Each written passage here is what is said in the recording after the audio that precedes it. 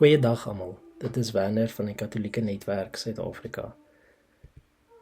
Vandag kyk ons na vrae 45 tot 49 van die kompendium van die Katekismus van die Katholieke Kerk.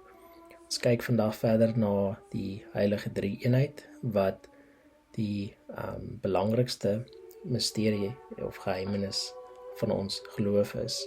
So, dit is 'n komplekse onderwerp, maar ek nooi u uit om asseblief die paragrawe wat na verwys word onder elke vraag te gaan navolg om te kyk of om meer te leer oor die Heilige Drie-eenheid soos wat dit in die Katekismus van die Katholieke Kerk uiteengesit word.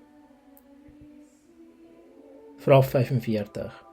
Kan die geheimenis van die Heilige Drie-eenheid slegs met behulp van die menslike verstand geken word?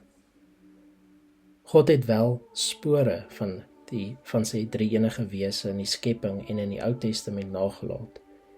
Die innerlike lewe van sy wese as Heilige Drie-eenheid vorm egter 'n misterie wat ontoeganklik is vir die menslike verstand, net soos dit vir die geloof van Israel was, voor die menswording van God se seun en die uitstorting van die Heilige Gees.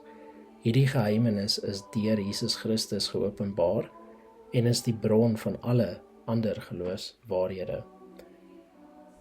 Vraag 46. Wat het Jesus oor die misterie van die Vader geopenbaar?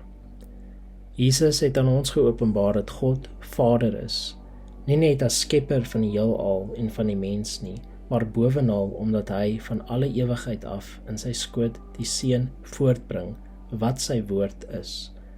Uit hom straal die heerlikheid van God, en hy is die ewebeeld van die wese van God. Hebreërs 1 vers 3. Vraag 47.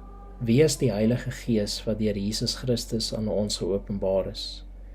Hy is die derde persoon van die Heilige Drie-eenheid. Hy is God, een met en gelyk aan die Vader en die Seun. Hy gaan van die Vader uit, Johannes 15 vers 26, waar die begin sonder begin en die oorsprong van die hele drie-enige lewe is. Hy kom ook voort uit die Seun, Filioque, omdat die Vader hom as ewige gawe aan die Seun gee. Deur die Vader en deur die mensgeworde Seun word die Heilige Gees gestuur om die kerk in die hele waarheid, Johannes 16 vers 13, te lei. Vers 48. Hoe druk die kerk haar geloof in die drie-eenheid uit? Die kerk druk haar geloof in die drie-eenheid uit deur een God in drie persone te bely, Vader, Seun en Heilige Gees. Die drie goddelike persone is een enkele God, want elkeen van hulle is identies met die volheid van die enige en ondeelbare goddelike wese of natuur. Hulle kan werklik van mekaar onderskei word deur die verhoudinge wat hulle met mekaar verbind. Die Vader bring die Seun voort, die Seun word deur die Vader voortgebring, die Heilige Gees kom voort uit die Vader en die Seun. Vraag 49. Hoe tree die drie goddelike persone op? Ondeelbaar in hul een wese is die goddelike persone ook ondeelbaar in hul optrede.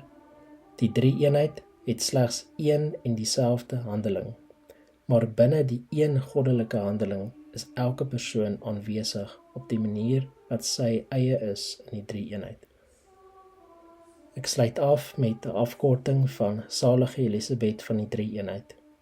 O my God, drie-eenheid wat ek aanbid, bring my siel tot bedaring, maak my u hemel, u geliefde woning en rusplek. Laat my u nooit alleen laat nie. Ek wil met my hele wese by u wees, wakker in geloof, geheel en al aanbiddend, volkome oorgelaat aan u skepende krag.